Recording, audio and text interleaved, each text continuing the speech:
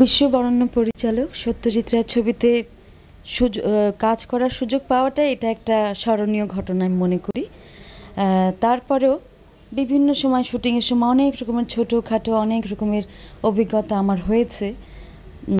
সেগুলোর মধ্যে আমি একটি বলতে পারি, এটি একটু হাসির ব্যাপার আর কি।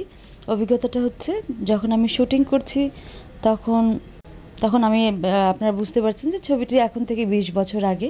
তার মানে আমার বয়স তেমন খুব একটা ছিল না, খুব অল্প বয়সী ছিলাম।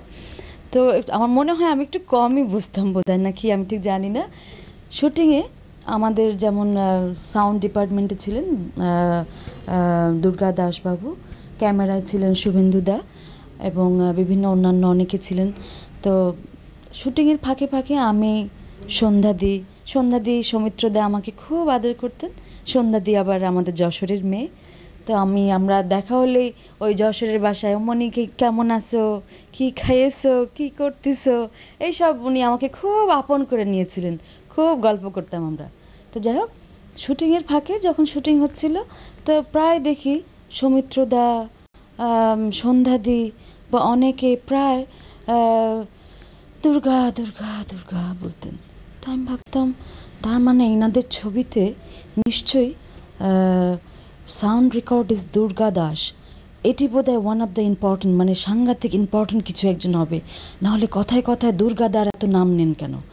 তো আমি বললাম, দিদি কিছু মনে করবেন না, এই ছবিতে মানে আর কি সাউন্ডের ব্যাপারটা বোধহয় সবচেয়ে বেশি ইম্পর্টেন্ট কোনো ব্যাপার, তাই না? বলে কেন বলতো, সবই ইম্পর্টেন্ট। আমি বললাম যে না, মানে আপনারা সবাই তো এই কাজের ফাঁকে ফাঁকে দুর্গাদার নাম নেন। তো তখন সন্ধ্যাদীপ ভীষণ হাসলেন, বলে বোকা মেয়ে, ব্যাপারটি তা নয়, আমরা দুর্গার নাম নিই, মা দুর্গা দুর্গা দুর্গা। আর সেটিকে আমি ভেবেছি যে এটা বোধহয় ওই দুর্গাদার নাম নেওয়া হচ্ছে। তো এটা নিয়ে পরে আমি এত হেসেছি যে এত কম বুঝি, কী করে আমি এটা বুঝতে পারলাম না, কিন্তু আমার ধারণা ওটাই ছিল। যাই হোক, এটা নিয়ে আমরা বেশ অনেকে পরে খুব হাসাহাসি করেছি। আমারও দীর্ঘদিন এই কথাটি খুব মনে পড়েছে এবং অনেক আপনজনকে কথাটি বলেছি, খুব হেসেছি, এত হেসেছি, এখনও এটা আমার মনে আসলেই আমার ভীষণ হাসি লাগে আর কি। এই আর কি, এই হলো স্মরণীয় ঘটনা। সত্যজিৎ রায়ের মৃত্যু